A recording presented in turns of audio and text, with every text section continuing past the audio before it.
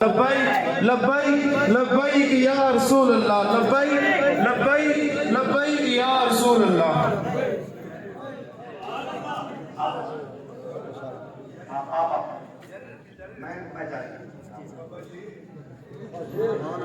ماشاء اللہ، سبحان آپ اللہ، اپنی جگہوں پر تشریف رکھیں۔ سبحان اللہ، سبحان اللہ۔ قائد ملت اسلامیہ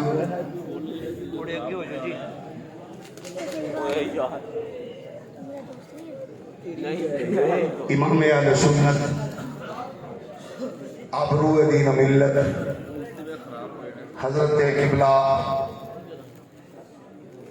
مفتی اعظم پاکستان مفتی منیب الرحمان صاحب آج کی اس بزم میں جلوہ گر ہوئے۔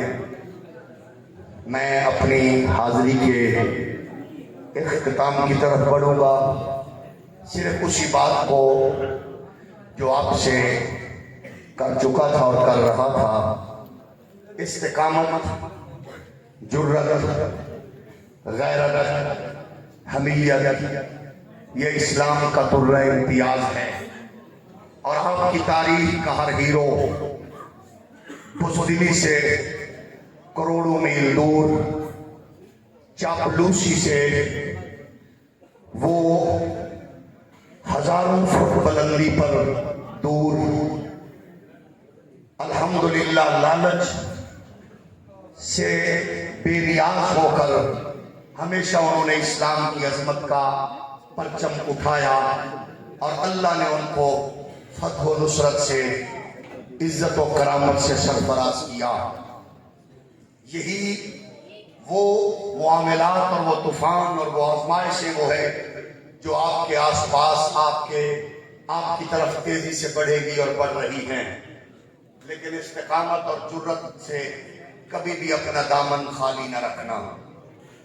پھر انشاءاللہ اہل سنت کا یہ کارواں، کیونکہ اسلام کا حقیقی چہرہ اہل سنت کے حسین مقدس پھول کی صورت میں ہے، اس کی خوشبوؤں کو مرجھانے نہ دینا۔ جب آپ اس خوبصورت سلسلے کو جاری رکھیں گے تو انشاءاللہ پھر آپ کے مدارس کو کوئی میلی آنکھ سے نہیں دیکھ سکے گا۔ آخر میں صرف ایک بات کہہ کے میں آپ سے رخصت ہوں گا کہ ہماری تاریخ جو بڑی تیزی سے اپنے سفر کو طے کر رہی ہے، اکابرین کی نشانی غیرت و حمیت کے لیے پریکٹیکل نمونہ ہم نے گزشتہ سال دیکھا۔ کرونا کا طوفان تھا اور انگریز کی مشینری اپنا پورا کام دکھا چکی تھی، جس کے لیے اقبال نے کہا تھا کہ ابلیس کو یورپ کی مشینوں کا سہارا۔ اس پہ بڑے بڑے مفتی اور بڑے بڑے نام نہاد علمی اسکالر اپنے طور پر وہی روش اختیار کر چکے تھے جو ڈائریکشن مغرب ڈھکی چھپی اشارہ کنایتاً دے رہا تھا۔ اور اس دور میں عرب کے علماء کو دلیل کے طور پر بنا کے بڑے بڑے صافی شامی تھے یا صبح تھے یا کوئی تھا دوپہر تھا جس کا بھی تعلق تھا، وہ پکی اور منجن بیچنے میں مصروف تھا۔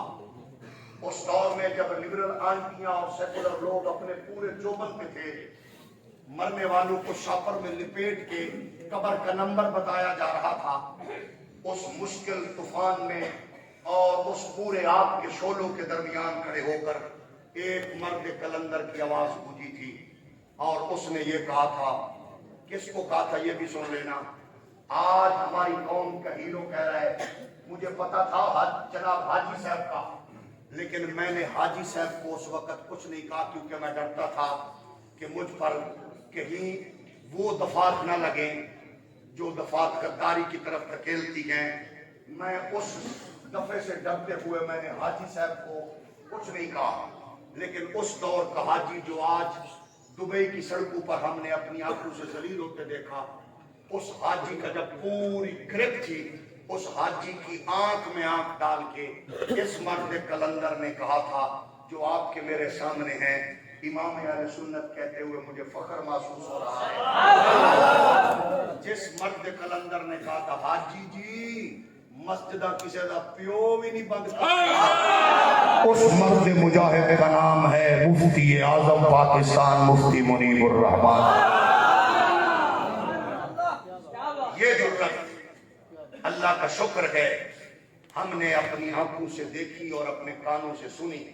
اللہ کرے اہل سنت کا یہ سرمایہ، یہ اثاثہ، ہماری چھت، ہمارا سایہ، ہمارا رہبر، ہمارے رہنما، اللہ ان کو تعدیر سلامت رکھے۔